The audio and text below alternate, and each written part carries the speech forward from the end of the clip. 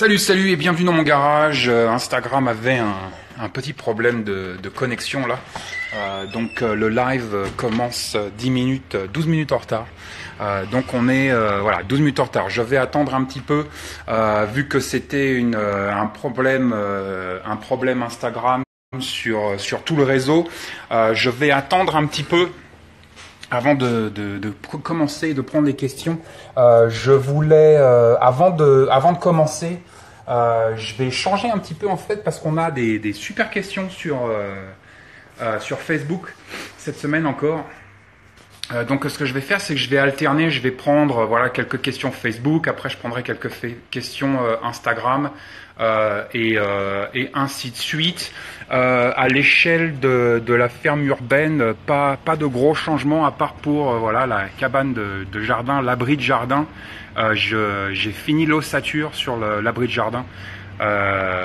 Peut-être qu'on en reparlera. Si vous avez des questions, n'hésitez pas. Si je ne prends pas vos questions, comme d'habitude, c'est pas personnel. Si je ne prends pas vos questions, vous pouvez retenter le truc ou alors la reposer la semaine prochaine. Donc je vais juste commencer par quelques questions Facebook. Comme je le disais, il y a des très bonnes questions cette semaine. Question de Clément. Tu dis avoir en permanence ton Glock chambré, le laisses-tu au pied de ton lit la nuit chambré? Je ne le laisse pas au pied de mon lit, il est dans ma table de nuit et oui, il est chambré. Où tu privilégies un revolver, fusil calibre 12 pour tout potentiel risque nocturne? Non, en fait, moi je suis sur mon AR. C'est-à-dire que s'il se passe quelque chose la nuit et que je dois aller au charbon, ce sera avec mon AR. De plus en plus, Madame West, elle est sur son calibre 20.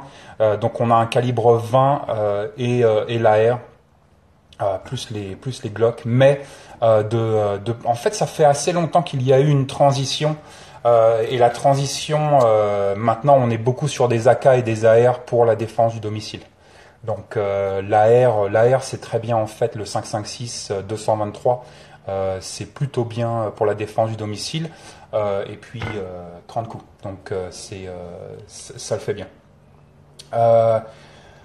Une autre question, Clément. Donc là, on est un peu dans les flingues. Tu parlais que tu cherchais une carabine alliée sous garde la semaine passée en 357 mag. Mais pourquoi ce calibre?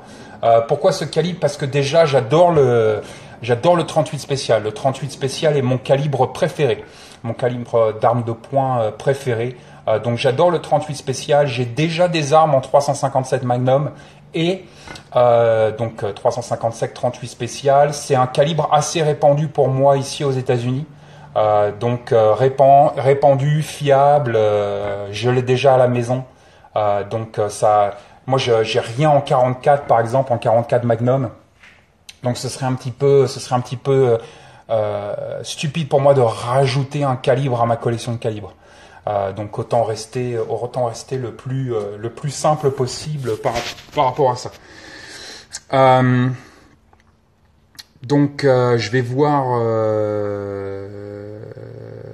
quelques questions. Steve Skip. Salut Volwes, que penses-tu des dates de péremption sur les pansements Hi-Fin et combat de gaz? Merci. Comme beaucoup de dates de péremption, ils sont très stricts et paranoïaques. Ça va faire le boulot. Ça va faire le boulot. Bon, je sais pas si ça va faire le boulot dans 70 ans, mais ça va faire le boulot si tu dépasses la date de péremption d'une année, de 6 mois, 1 an, 2 ans. À mon avis, il va rien se passer. Donc bonjour à tout le monde sur Instagram. Il fait super chaud aujourd'hui. Les filles sont sur le côté nord de la maison. Pas bête la guêpe. Une autre question Facebook. Une question de Léon. Ah, tiens, je parlais de toi, tiens. Une question de Léon. Faire le choix des écoles hors contrat pour nos enfants est-il pour toi un acte de résilience et d'indépendance? Alors, je ne sais pas si c'est un acte de résilience et d'indépendance. Je pense que c'est un sujet très complexe. C'est un sujet très complexe parce que ça va dépendre bien évidemment de la nature de votre enfant. ou de vos enfants. Mais je pense qu'il me paraît nécessaire aujourd'hui d'explorer nos choix par rapport à l'éducation de nos enfants. Personnellement, je pense que l'éducation nationale dans son ensemble, et encore une fois, je vais être assez grossier ici dans les termes, mais aussi dans mon analyse, je pense que l'éducation nationale est très merdique. Je pense que l'éducation nationale est très merdique, mais cependant, il y a des enfants, il y a des natures qui arrivent très bien à passer ce cap, qui évoluent parfaitement dans cette éducation nationale merdique. Alors peut-être que c'est des gosses merdiques, j'en sais rien, mais en tout cas ils arrivent à manœuvrer l'éducation nationale plutôt bien. Moi ça n'a pas été mon cas, moi j'ai fait une allergie fulgurante dès le départ, donc je pense que en tant que parent, je pense qu'il est nécessaire pour nous d'explorer nos choix et donc ça passe aussi par les choix école hors contrat. Mon épouse par exemple a une sœur. Elles ont 5 ans d'écart et en fait mon épouse a été mise dans une école Steiner, donc allez voir Steiner, c'est un petit peu partout en France aussi, et elle a complètement adhéré à cette méthode Steiner. Elle a évolué dans ce milieu Steiner toute sa scolarité et ça a été vraiment hyper bénéfique pour elle. Par contre, sa sœur, donc les mêmes parents, le même climat à la maison, sa sœur n'a pas du tout supporté Steiner et elle a préféré l'école un petit peu traditionnelle, éducation nationale traditionnelle. Donc tout ça pour dire que ça va dépendre de la nature des enfants. Personnellement, je pense que j'aurais fait beaucoup plus mieux dans un univers comme Steiner par exemple, hors éducation nationale traditionnelle, mais ça va vraiment dépendre de la nature de vos gosses. Ouais, j'espère que ça répond à ta question, Léon. Salut les Hautes-Alpes, salut Paris.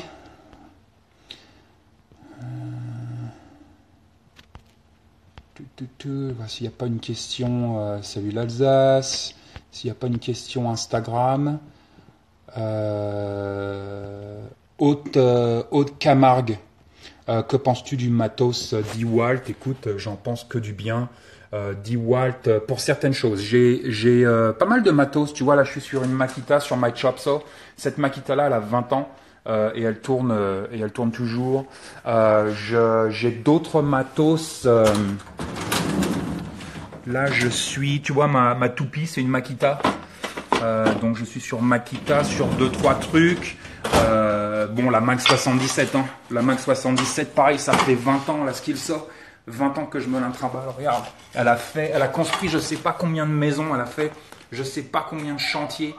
Mais bon, c'est la Max 77, quoi. Si vous pouvez trouver des Max 77, achetez Max 77. J'en ai une autre dans le placard. Tu vois, du DeWalt, voilà. Moi, je suis très avec les DeWalt, je suis très perceuse visseuse.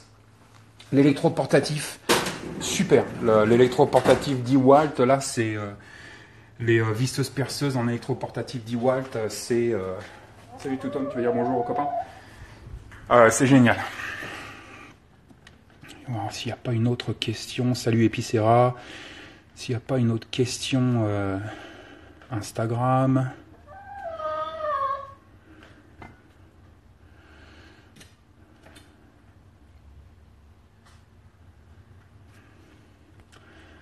Ah, je vais la prendre. Question de Cyril. Salut Volwes, que penses-tu d'entraîner ton corps à moins manger en quantité? Cela te paraît-il résilient comme toutes les questions d'entraînement et de préparation? Non, là je vois pas, je vais pas m'entraîner à avoir faim alors que tout tourne bien. C'est justement le but d'être prévoyant, le but d'être autonome, le but d'être indépendant le plus possible, de faire pousser nos jardins. D'avoir nos œufs frais et ainsi de suite, c'est justement pas de crever de faim. Je vois pas pourquoi. En plus, c'est dangereux. Faut faire très attention. Faut faire très attention avec la bouffe et la nutrition. Je suis pas spécialiste. Faudra en parler à un spécialiste. Comme peut-être Gilles et tout ça, mais ça me paraît être un exercice totalement stupide. Il y a d'autres exercices qui peuvent être intéressants, comme par exemple faire à manger avec des aliments qu'on a trouvés sur la voie de chemin de fer du quartier, dans les jardins, des trucs comme ça. Ça peut être effectivement intéressant et sympathique. Mais après, moins manger juste pour une question d'entraîner son corps à la résilience, ça me paraît totalement stupide. Autant apprendre à se noyer au lieu d'apprendre à nager. C'est comme si tu me disais, oh, pourquoi ne pas se noyer un petit peu dans une piscine pour être plus résilient. Non. Désolé, ma question est mal posée, j'imagine. Odinulis nous fait Calimero. Odinulis, j'ai posté 5 fois ma question, ça doit intéresser personne. C'est vraiment trop injuste. Fais pas ton Calimero, repose-la. Yacine et Oni, tu vois pas mes questions ou quoi? Ou quoi? KWA. Non, je ne vois pas tes questions, ma biche. Je peux pas voir toutes vos questions comme ça. Je jongle entre Instagram et Facebook. Ça y est, vous allez m'énerver dès le début. Ouais, le mec, il fait un live, il répond app aux questions. Alors déjà, toi, vu comment tu parles le français, on va pas s'entendre. Hein. Bon, bah écoute, je vais prendre des questions. Facebook.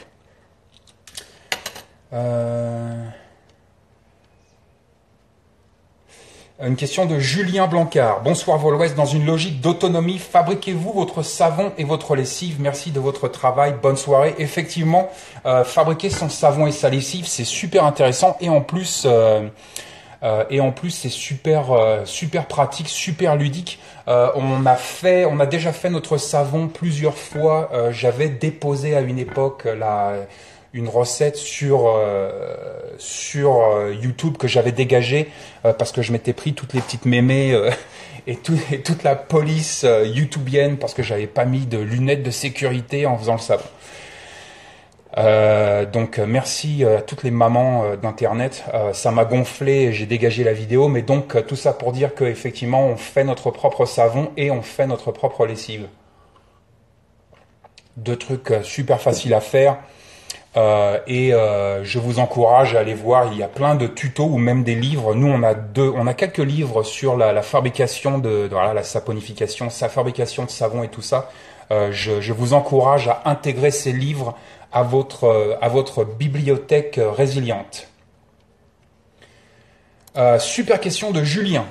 Julien, as-tu des objets dans ton trauma kit pour soigner les enfants? C'est marrant, hein, d'habitude Instagram c'est vachement sympa et Facebook c'est très chiant. Et cette semaine, il y en a 2-3 qui me cassent les couilles sur Instagram et putain, les questions Facebook sont absolument fantastiques. Donc voilà. Mais je suis sûr que vous allez vous rattraper sur Instagram. Là, c'est juste mal parti, c'est comme ça. Ou alors on a juste eu un boulet. Donc super question de Julien. Salut Vol, salut Julien. As-tu des objets dans tes trauma kits pour soigner les enfants? Est-ce que les garrots, tourniquets, pansements compressifs, etc. sont adaptés à leur petite taille? Petit gars de 5 ans par exemple. Encore merci pour tes lives et pour la communauté. Stay safe. Écoute, merci à toi pour ton soutien.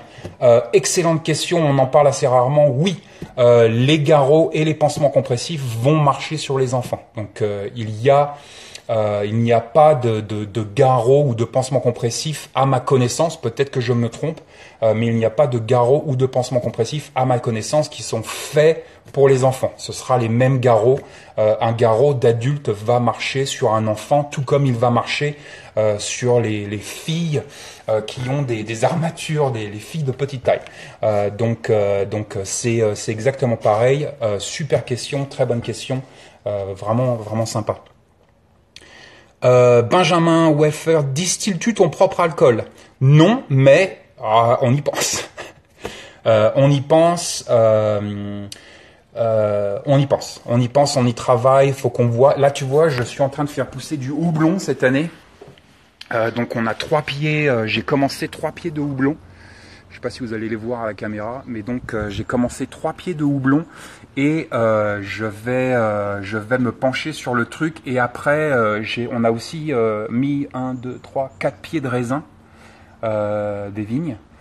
Et vu que j'ai des poires et des prunes, j'ai plein de prunes cette année. Notre petit prunier là, et putain, il envoie le pâté. Et on a déjà commencé à se pencher sur l'idée de distiller notre propre alcool. Je pense que c'est un truc super sympa. Je sais pas pourquoi ça me plaît. En plus, je bois pas. Moi, je bois pas du tout, à part une petite bière vraiment 3 fois par an. Mais ça m'intéresse. Je sais pas pourquoi. Ça a l'air d'être sympa.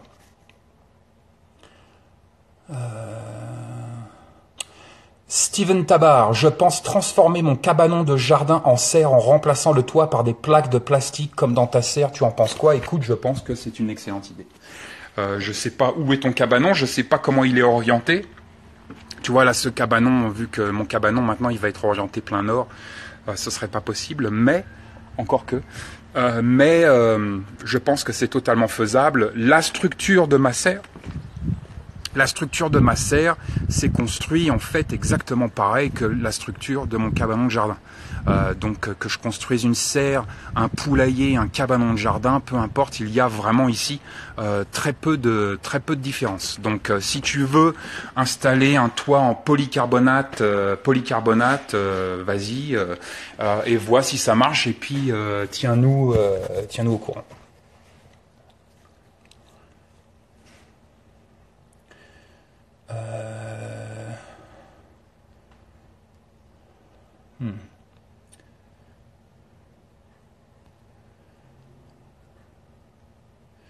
Benjamin, ouais, et la législation aux US en la matière, je sais pas de quoi tu parles. Quelle législation?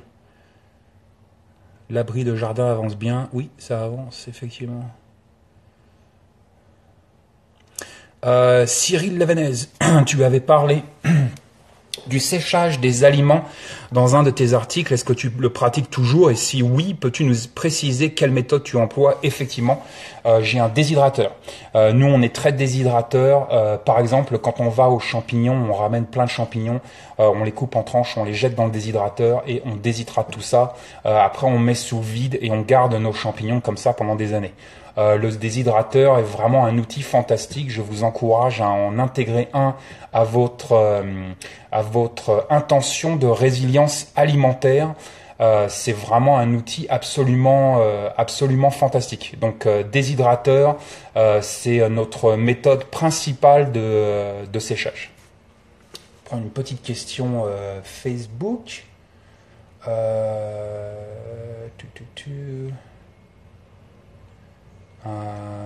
Question de William Durand. Est-ce qu'il y a un revêtement sur les casseroles Lodge ou bien est-ce de la fonte brute? Écoute, je suis pas sûr à 100%, mais je pense que c'est de la fonte brute. Question numéro 2. Les casseroles en fonte apportent-elles quelque chose par rapport aux casseroles inoxydables à mort? Nous, on adore la fonte. Déjà, tu les auras à vie. C'est la grosse différence. Et beaucoup plus polyvalent. Tu peux les jeter au feu, tu peux cuire au feu de bois, à la braise. Vraiment un outil, les poêles et les casseroles en fonte, un outil pour moi incontournable de la résilience et de l'indépendance alimentaire. 3. J'aimerais acheter une carabine à plomb pour apprendre à tirer. Est-ce que tu me conseillerais la marque Stoeger ou Diana ou autre? Merci beaucoup. Écoute, franchement, la carabine à plomb, moi j'ai une Stoeger. Je te conseille, je sais pas dans quel pays t'es, je sais pas si t'es en Amérique du Sud, en Afrique du Nord, en Europe ou peu importe, ça va un petit peu dépendre de ton pays, de là où t'es, de ce que tu peux trouver.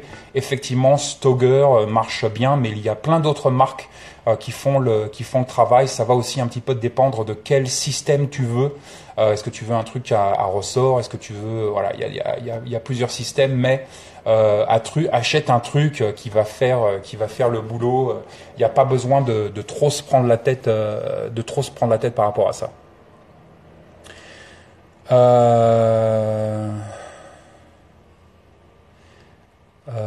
Aragorn 1311, salut Vol, je sais que tu penses arrêter les lives. Non, j'ai jamais dit ça, je ne pense pas arrêter les lives.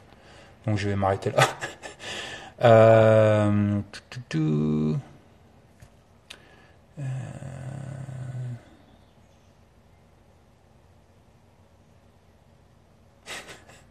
Vous êtes quand même vachement encore, je m'aperçois hein, avec les questions, vous êtes quand même encore vachement Mad Max, hein, les mecs. Hein.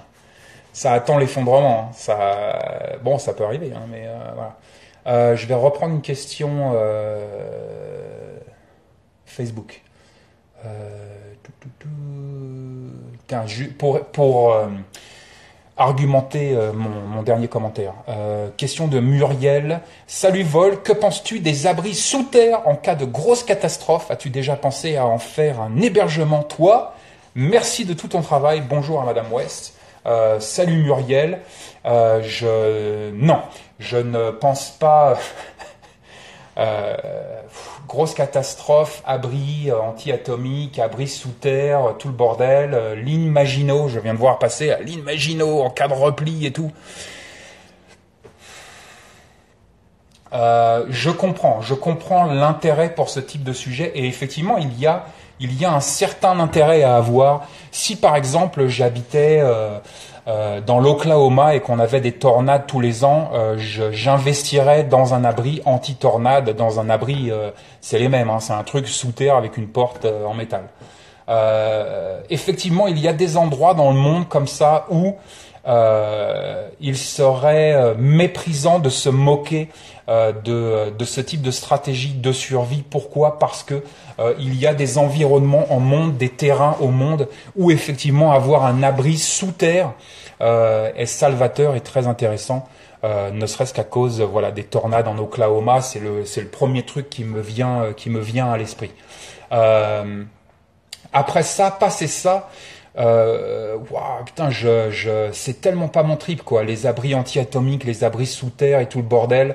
J'ai dit dans un article sur le blog il y a des années de ça que la dynamique s'enterrait. La dynamique, moi ce que j'appelle placenta, c'est-à-dire que dans le ventre de notre mère, nous sommes dans un placenta. On est protégé du monde externe et moi j'appelle ça le retour au placenta. Donc l'abri anti-atomique pour moi est un retour au placenta où on a effectivement un petit peu peur du monde externe, de sa violence, de ses possibilités, de ses probabilités d'effondrement, et elles existent. Mais pour moi, le retour au placenta n'est pas une stratégie viable. Pourquoi? Parce que pour moi, psychologiquement, ce n'est pas une stratégie viable. C'est-à-dire que si je dois commencer à penser à m'enterrer avant même de mourir, autant me tirer une balle. Question de Kevin Rowe. Bonjour, ça n'abîme pas le Glock de le laisser chambrer. Merci pour ton travail. De rien, non, ça ne l'abîme pas du tout. Tu peux le laisser chambrer pendant 20 ans. Ça n'abîmera pas, ça n'abîmera pas ton Glock. Ce qu'il faut savoir avec le chambré-déchambré, c'est-à-dire que généralement, vous, c'est peut-être pas votre cas si vous habitez en France puisque vous ne portez pas, mais peut-être que les flics portent et ainsi de suite. J'espère. Salut à nos amis policiers au passage et nos amis militaires.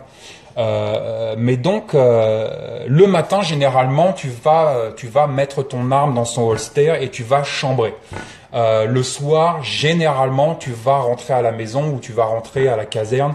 Tu vas décharger ton arme et enlever cette balle, remettre cette balle dans le chargeur. Ce qu'il faut savoir, c'est qu'on s'aperçoit, et les mecs qui sont hyper stricts. Alors là, on va parler d'une discipline un petit peu plus japonaise par rapport à l'arme à feu. Rappelons que l'arme à feu est aussi un art martial, peut aussi être un art martial. Mais donc les mecs qui sont hyper sérieux, hyper carrés, hyper allemands, japonais par rapport à tout ça. Déjà, ils ne vont jamais rechambrer la même balle.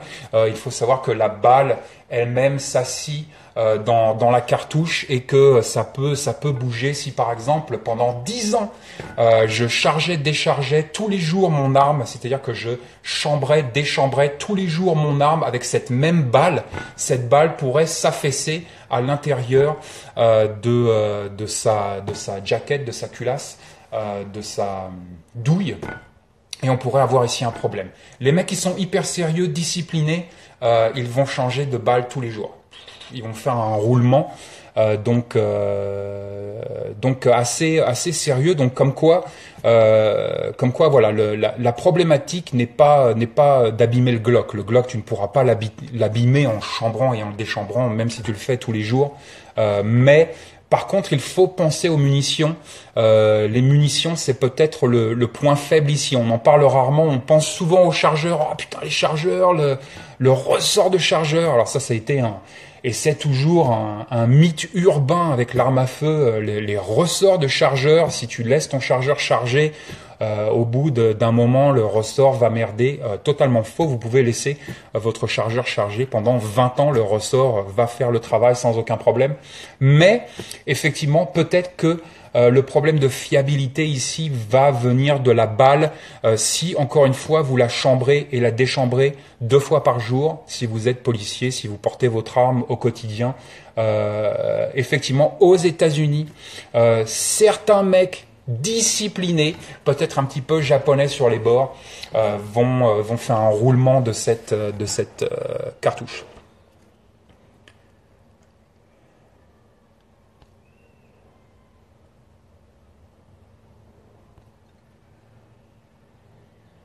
Enz MRT, qu'est-ce que tu penses de la marque Olight?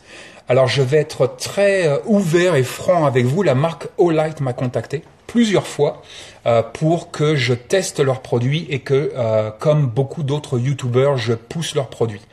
J'avais accepté à une époque de tester leurs produits, mais à chaque fois, quand une compagnie comme ça me contacte, je leur dis toujours, par contre, n'attendez rien de moi. Je ne suis pas à vendre, c'est-à-dire que si votre produit c'est de la merde, je vous dirai que votre produit c'est de la merde. Alors c'est arrivé avec une autre compagnie qui m'avait envoyé une lampe torche. Je ne citerai pas le nom parce que je suis pas là pour défoncer les compagnies. Mais donc je leur avais dit parce que je savais que ça allait être de la merde. Je leur avais dit mais je ne ferai pas de vidéo, je ferai rien si c'est de la merde. Je ferai qu'un compte rendu positif si votre lampe est positive. La lampe est bien évidemment n'a pas été positive et donc j'en ai jamais parlé sur le blog, j'en ai jamais fait la publicité. Encore une fois, je n'ai jamais touché d'argent de la part de n'importe quelle compagnie, même Cold Steel. Et donc Olight m'avait contacté et je leur avais dit n'attendez rien de moi et donc en fait ils m'ont jamais envoyé de lampe. Ils m'ont jamais envoyé de lampe et donc je n'ai jamais testé les lampes Olight et je n'aime pas trop. À la base, moi je suis sur Surefire et Streamlight. Surefire et Streamlight, je sais que je peux compter sur ces lampes-là et ils m'ont jamais envoyé de lampe. J'ai toujours acheté mes Surefire et mes Streamlight avec mon propre argent. Je n'ai pas de contrat avec ces compagnies. Et donc, je recommande fortement Streamlight et Surefire. Je ne peux pas recommander Olight, non pas parce que ce n'est pas un bon produit, mais tout simplement parce que je l'ai jamais testé. Je l'ai jamais eu en main. Ok, question de Serge. Salut Vol, en cas de rupture de la normalité dans l'approvisionnement. Donc ça arrive tous les ans, des ruptures de la normalité dans les approvisionnements. Ma question porte sur l'hygiène, comment remplacer le PQ et les serviettes hygiéniques si cela ne se trouve plus dans les supermarchés ou si leur prix coûterait un bras. Y a-t-il un moyen écolo de faire ces affaires? Merci pour tes vidéos. De rien, excellente question de Serge. Alors le PQ, je devrais descendre vous faire voir ma réserve de PQ. Même Madame West a rigolé sur ma réserve de PQ. Donc déjà, je vous encourage à faire une réserve de PQ. Et moi, j'achète en fait les rouleaux de PQ au gros. Mais tu sais, les rouleaux qui vont, par exemple, dans les stations essence ou dans les gares essence. Tu vois, c'est des rouleaux de PQ, ils sont gros comme ça. J'en ai un gros carton de gros rouleaux de PQ. Après, si on se penche sur les endroits, les lieux, les environnements où on a déjà eu des ruptures de la normalité, parfois assez sévères, comme par exemple si on prend la Yougoslavie, guerre de Yougoslavie, si on prend Sarajevo, 4 ans, 5 ans, je ne sais pas si le PQ coulait à flot. Donc, si on prend ces environnements, on repart bien évidemment sur le papier, donc tout ce qui est livre. Moi, personnellement, j'emmagasine à mort les bottins, rien que pour le PQ. Mais donc on part effectivement sur ça, et puis après pareil pour l'hygiène et tout ça, on retourne en fait sur des serviettes en coton et tout ça qu'on peut laver, qu'on peut relaver. Après pour les serviettes hygiéniques ou les tampons hygiéniques, ça marche pareil. J'ai déjà fait un article sur le blog il y a des années où je parle de la Diva Cup. La Diva Cup, c'est un outil ultra intéressant, effondrement ou rupture de la normalité ou pas. C'est un outil absolument très intéressant. Il faut se pencher sur les problématiques que peuvent poser les tampons hygiéniques et les serviettes hygiéniques sur le corps humain, mais aussi bien évidemment à l'échelle écologique. Et donc la Diva Cup peut être une solution ici. Donc j'avais fait un article sur la Diva Cup et sur les méthodes un petit peu alternatives pour tout ce qui est produits féminins, d'hygiène féminine. Donc allez voir sur le blog en complément de ces réponses. Salut Orléans.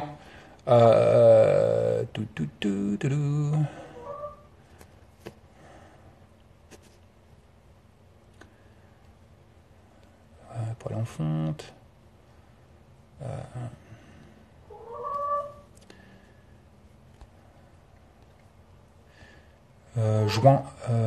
Jaouan Laurent.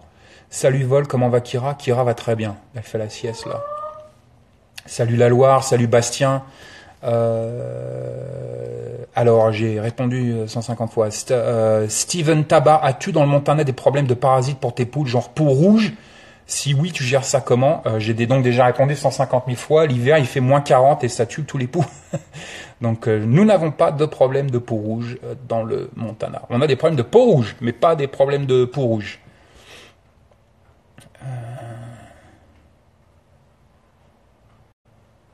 Je ne comprends pas la question. Sandrine Andy, salut Volwest, peux-tu nous faire un petit tour de potager en direct pour voir l'évolution? Merci, c'est parti. Les quelques plantes médicinales et tout. Camomille, donc on fait notre propre thé avec la camomille.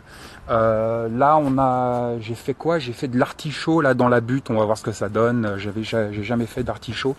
Plan sud, on a les tomates, quelques poivrons. Hop, là je viens d'apercevoir, donc on a notre premier poivron qui pousse. Tomates, on n'a pas fait grand chose là au sud. Les tonneaux sont pleins parce qu'il a plu il n'y a pas très longtemps. Là il se passe rien, c'est juste les abeilles et les poules. Donc là, comme je l'ai dit, j'ai planté 3 trucs de houblon. Donc le houblon fait son truc. Voilà, on va voir ce que ça donne. Les haricots. Donc voilà, plusieurs espèces d'haricots, des haricots comme ça, des haricots comme ça, des haricots comme ça. Carottes, betteraves. Donc carottes, betteraves, ça pousse tranquillement. Courgettes, on a été obligé de recommencer. Toutes nos courgettes ont gelé. Voilà. Choux, salade, poireaux. Ça a pas beaucoup changé. L'ail, le maïs commence à monter. Pareil, on a été obligé de recommencer le maïs puisqu'il a gelé. Framboisier. Les vignes, les petites vignes. Donc on en a 4. Poirier, on a une poire dessus. Par contre, le pêcher, non, c'est pas un pêcher, putain, c'est un prunier.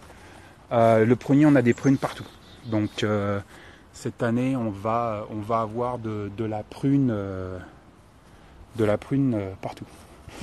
Et la serre. Je vais pas aller dans la serre, il fait trop chaud. Mais la serre, putain, c'est l'explosion. Bah, tu peux voir déjà de dehors. De dehors, c'est l'explosion totale dans la serre. Ça, c'est nos tomates. Nos tomates qui doivent faire presque 3 mètres de haut, 2 mètres 50 de haut, j'en sais rien. Les concombres, on en a, alors là, pareil, 1 tonne. Je sais pas ce qu'on va faire de nos concombres. Enfin, si je sais, on va les donner à nos voisins. On vient de recommencer des tomates ici. Donc là, on a planté cette tomate-là il n'y a pas très longtemps et déjà, elle fait 1 mètre de haut. Les patates, bien sûr. Donc on a des patates partout ici. Je vais juste ouvrir la porte. On a de la menthe, plein de trucs comme ça. Toi, les tomates, c'est l'explosion. On a pris nos premières tomates là. On a pris nos premières tomates hier. Toi, j'en vois au fond qui sont prêtes et tout. Donc on a des tomates partout. Ça, on vient juste de la planter celle-là. C'est la serre, c'est une usine à tomates en fait. On s'aperçoit que les tomates, ça marche à mort. Et on a d'autres patates ici. Donc les patates ont rebondi. Elles avaient pris le gel, mais elles ont bien rebondi. Donc voilà pour le petit tour rapide de mi-juillet. Salut Brownie. Hop. Juan Laurent, lorsque tu chasses, as-tu une tenue de camouflage? Non, je n'ai pas de tenue de camouflage quand je chasse.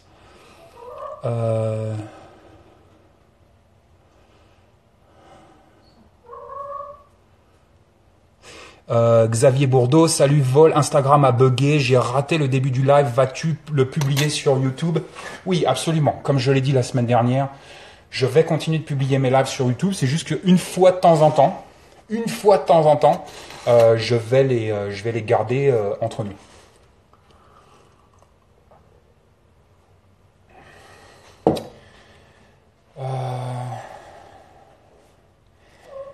Question de Frédéric. Salut Vol-Ouest, que penses-tu de la chasse à l'arc? Avec les nouvelles lois sur les armes qui viennent de passer en France, il ne nous restera bientôt plus que ça. Tu exagères. Qu'est-ce que je pense de la chasse à l'arc?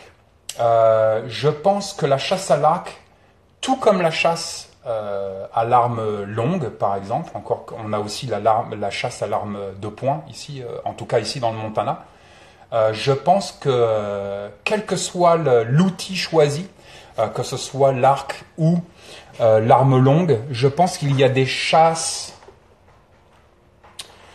intègres et des chasses non intègres. Je pense qu'il y a des chasses cohérentes et qu'il y a des chasses non cohérentes.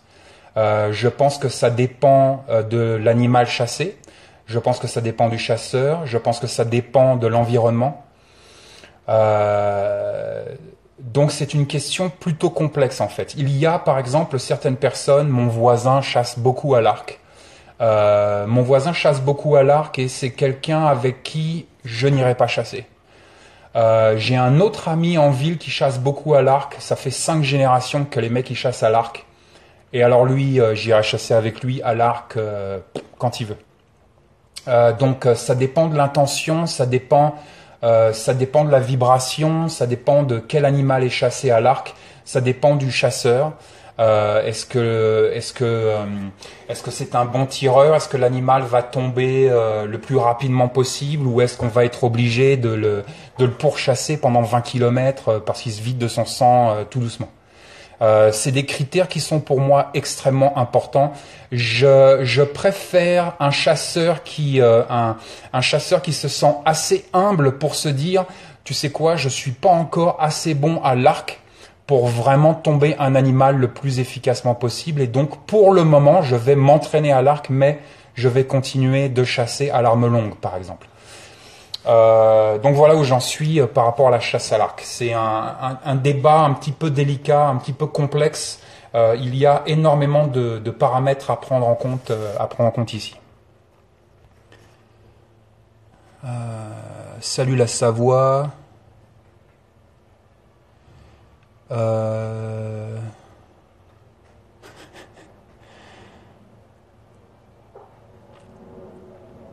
Il semblerait qu'il y ait une épidémie de borrélie aux US, Lyme disease, la maladie de Lyme, transmise par les tiques. Avez-vous les problèmes au Montana? Oui, c'est un problème, je crois, national. C'est un problème national. Bon, ça touche encore une petite partie de la population. Hein. C'est pas comme si tous les 3 jours on tombait malade.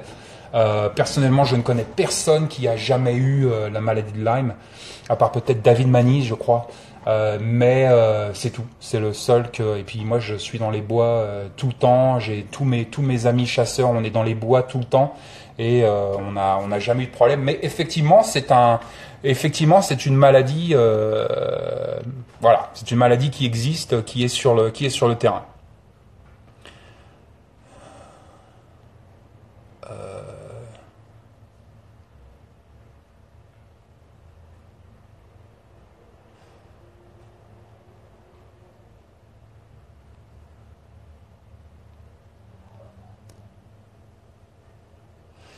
Shippuden54. Salut Vol, as-tu un kit de secours intégré à ton EDC pour Kira? Merci. State Sage. Oui, j'ai fait un article il y a très longtemps sur le blog sur la trousse de premiers soins pour nos animaux, surtout pour les chiens. Kira est un chien, Kira est un chien qui a beaucoup de chance d'avoir vécu d'être dans le Montana. Elle est libre le plus souvent. Elle court partout. Il y a par exemple un gros problème pour nous dans le Montana, c'est les barbelés. Donc elle s'est déjà ouverte 2-3 fois sur les barbelés. Les coussinets, gros problème aussi. Donc moi j'appelle ça les pneus, et donc ils crèvent leurs pneus une fois de temps en temps. Faut être un petit peu préparé pour ça. Les porcs-épics, une épidémie pour les chiens dans le Montana, c'est-à-dire que régulièrement il ressort la truffe pompée d'aiguilles de porcs-épics. On a des porcs-épics massifs dans le Montana, donc pareil là, Leatherman, faut les dégager un par un. Rattlesnakes, serpents à sonnette, gros problème, pas dans les montagnes ici, mais dans la vallée un petit peu plus bas. Dès qu'on tombe un petit peu en altitude, là on est à 1500-1600 mètres d'altitude, dès qu'on tombe un petit peu, beaucoup de problèmes avec rattlesnakes.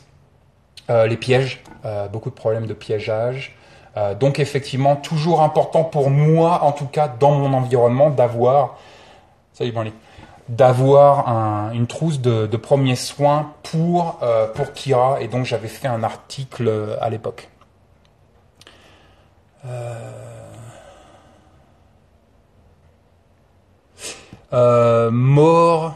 Moreau Louison, salut de la Mayenne.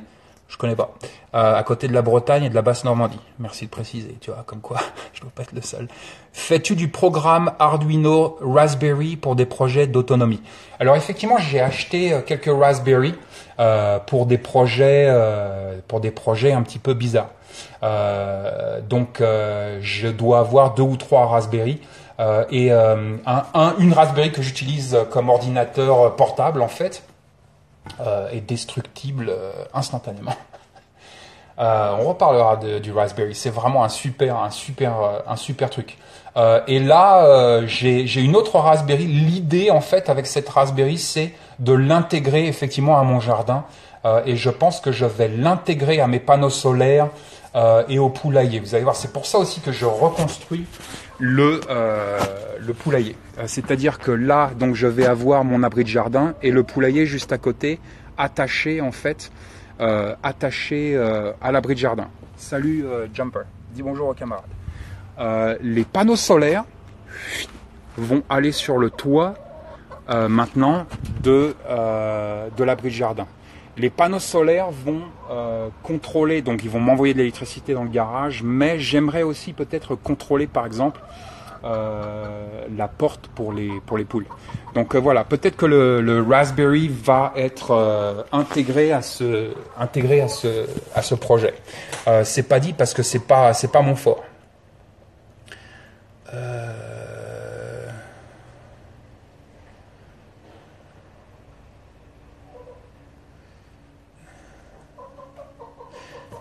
Macho Win, est-ce que tu penses toujours que acheter chinois égale acheter 2 fois?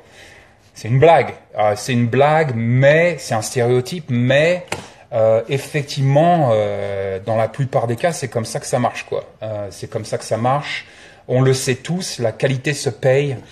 Donc c'est la petite phrase facile pour exprimer ça. C'est-à-dire que quand je dis acheter chinois, acheter 2 fois, je dis pas que acheter chinois c'est acheter de la merde. Je dis acheter quelque chose de bien, dépenser de l'argent dans un truc qui va tenir la route, qui va tenir dans la durée, dans la qualité. C'est ça l'esprit de cette petite phrase à la con, mais c'est pour un petit peu percuter en fait l'autre côté de la chose. On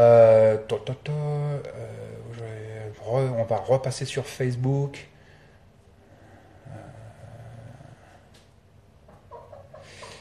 Question de Dan. Si un séjour en métropole venait à se profiler à l'horizon, est-ce qu'une rencontre est possible? Conférence, réunion, un truc dans le genre. Pas mal de gars te suivent depuis un certain temps. La chose pourrait être sympa. Prends soin. Salut Dan, prends soin de toi aussi.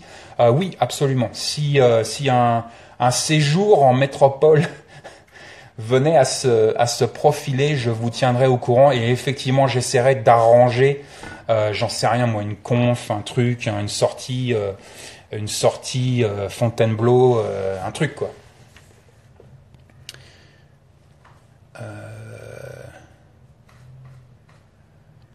Les trucs diesel, j'ai déjà répondu 150 fois.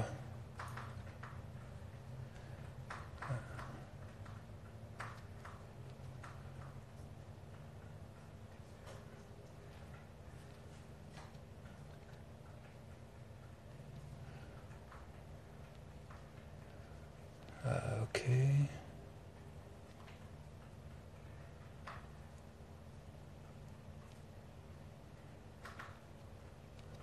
Vous parlez entre vous en fait. Ok, je vais repasser sur Facebook. Question de Ingrid. Salut Vol Ouest, un coucou de Bretagne. La Bretagne, ma région préférée de France, avec l'Auvergne et les Pyrénées. Mais Bretagne en premier. Salut Vol Ouest, un coucou de Bretagne. Que peut faire une femme comme métier résilient? Comment avance les travaux pour ton nouveau poulailler? Donc voilà, le nouveau poulailler, on l'a vu. Que peut faire une femme comme métier résilient? Tous les métiers que font les hommes, la même, pareil. Absolument pareil. Je suis sur Instagram, par exemple, deux trois gonzesses qui sont couteliers, qui font du super boulot. Voilà, tout ce que tu peux en fait, travail manuel, encore cet esprit un petit peu de retour au garage. Au lieu du retour au plein Sainta, faisons le retour au garage. Mais donc ce retour un petit peu au garage, aux travaux manuels, qu'est-ce qu'on peut faire à la maison? Je suis par exemple quelques Françaises qui font, par exemple, il y en a une qui tricote super bien. Ce serait super si voilà tout le monde peut monter sa boutique Etsy et commencer un petit peu une résilience économique, en parallèle, c'est-à-dire peut-être au début fabriquer quelques trucs ou faire quelques trucs comme ça, des métiers un petit peu plus résilients, un petit peu plus manuels, en parallèle, par exemple, peut-être avec un métier normal. Et petit à petit, peut-être faire une transition comme ça. Je pense que, surtout avec la nouvelle génération qui arrive ici, je pense qu'il y a vraiment un avenir certain, un avenir économique pour tout ce qui est fait à la main par une personne vivante et pas un robot dans une usine en Chine. Retour à la Chine. Tout ce que peuvent faire les hommes en tant que métier résilient, les femmes peuvent faire exactement la même chose. Question de Clyde, en cas de rupture à long terme, comment remplacer le PQ et les serviettes hygiéniques? J'ai répondu en fait deux fois la même question.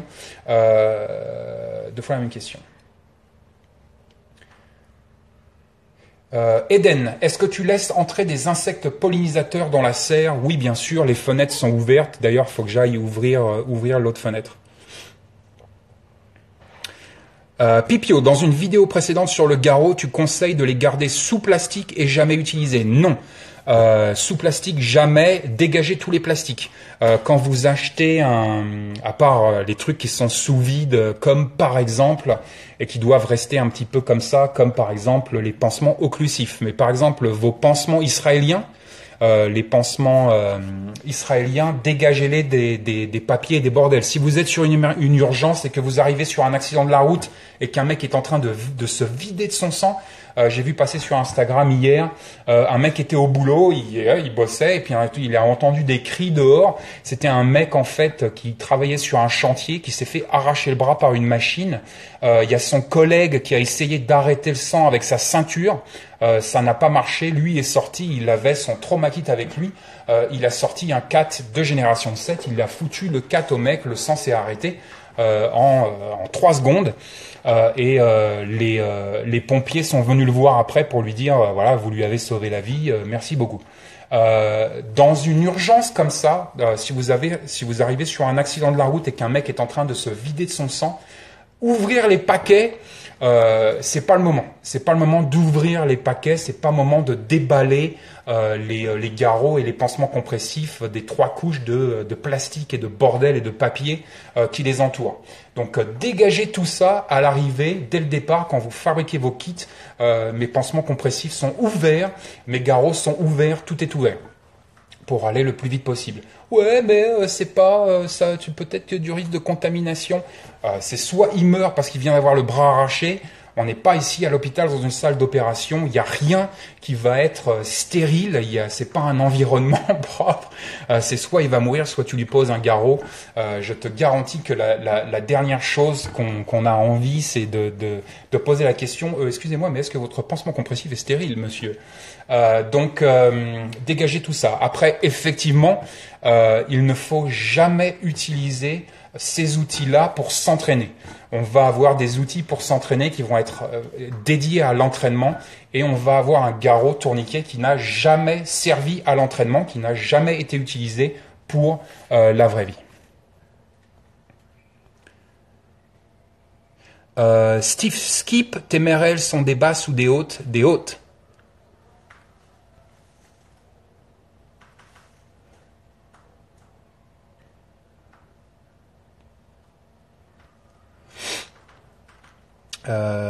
Shippuden 54, merci pour la réponse. Vol, stay safe. De rien, l'ami, stay safe.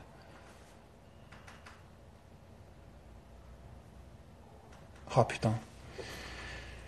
Je vais aller chercher ma cagoule. Jarod Denis, Jarod Nice, je vois c'est quoi ton nom. Est-ce que le filtre Berkey est incontournable pour l'autonomie? C'est pas possible, il y a une caméra cachée quelque part avec le filtre Berkey. Non, arrêtez d'acheter des filtres Berkey, c'est de la merde. N'achetez plus jamais de filtre Berkey. C'est vraiment de la merde, c'est dégueulasse. Mais oui, bien sûr que c'est incontournable pour l'autonomie. Ça fait 8 ans que je le dis. Berkey, achetez un Berkey. Arrêtez de me poser la question. Achetez des Berkey.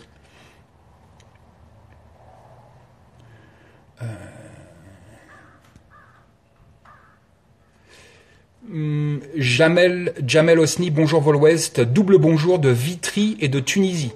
Je connais pas du tout la Tunisie, mais par contre je suis né à Vitry-sur-Seine et je connais bien Vitry. Où beaucoup te suivent. Tu parlais dans ton trauma kit de l'adrénaline. J'ai de l'épipène, mais à conserver froid. À moins que je dise des bêtises, je ne pense pas que l'épipène se conserve au froid.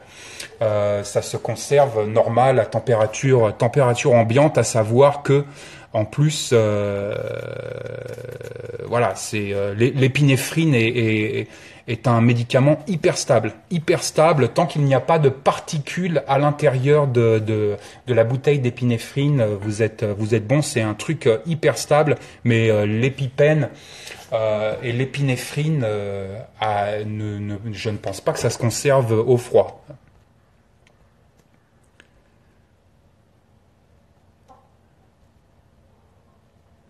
Salut la Bretagne.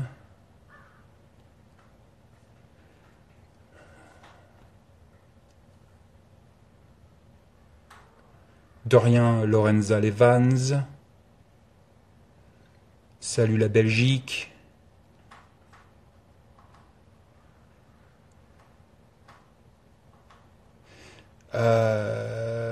Tisma. Salut Vol-Ouest, quels outils dans la trousse de premiers soins préconiserais-tu pour un travail quotidien en usine?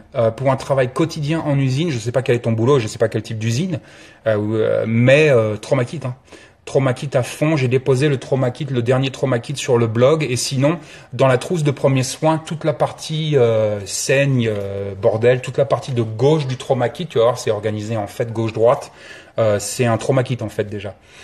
Donc, ouais, trauma kit à fond la caisse. Salut la Nouvelle-Calédonie. Steve Skip, le garage, il y a de tout sauf de la voiture, c'est clair. Alaya 222 pour tes cheveux. Par exemple, tu fais ça seul ou tu es dépendant du coiffeur? Ça fait depuis l'armée. L'armée, c'est la dernière fois que je suis allé chez le coiffeur de ma vie. Je me coupe les cheveux moi-même. J'ai une tondeuse et je me tonds les cheveux tous les 6 mois.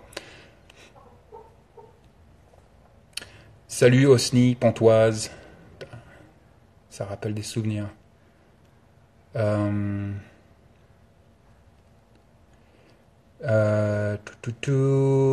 Jarod Denis encore, des conseils pour un étudiant en appartement concernant l'eau. Achète un blocky.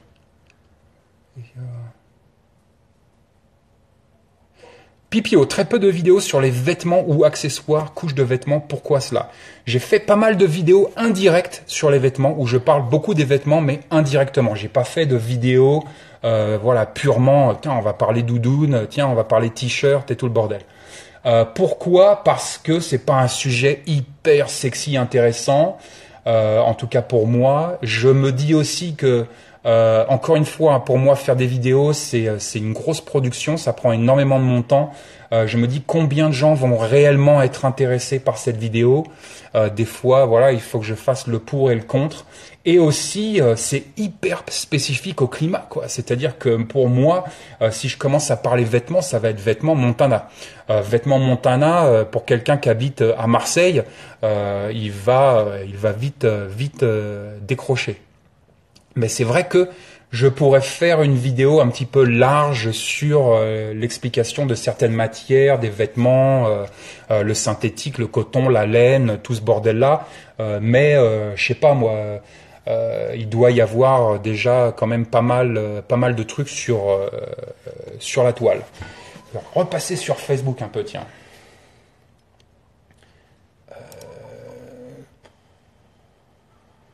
Alors, grosse question longue. Je vais faire des réponses courtes. Quelles sont les démarches politiques que tu fais dans ton environnement? Démarches de sensibilisation, etc. Comment tu es dans un quartier et que tu n'hésites pas, comme tu es dans un quartier et que tu n'hésites pas à aller vers tes voisins et différents secteurs professionnels, comment les gens te perçoivent, comprennent-ils ta démarche?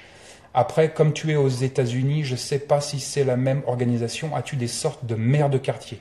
Non, on n'a pas de maire de quartier, je ne suis pas maire de quartier du tout, je ne parle pas tant que ça avec mes voisins directs oui, mais tout le monde parle dans le quartier. Par exemple, hier, une dame m'a arrêté dans la rue, ah, vous faites des abeilles, voilà, ils savent tous qu'on est les citadins avec les poules et les abeilles. Mais on appelle ça les newcomers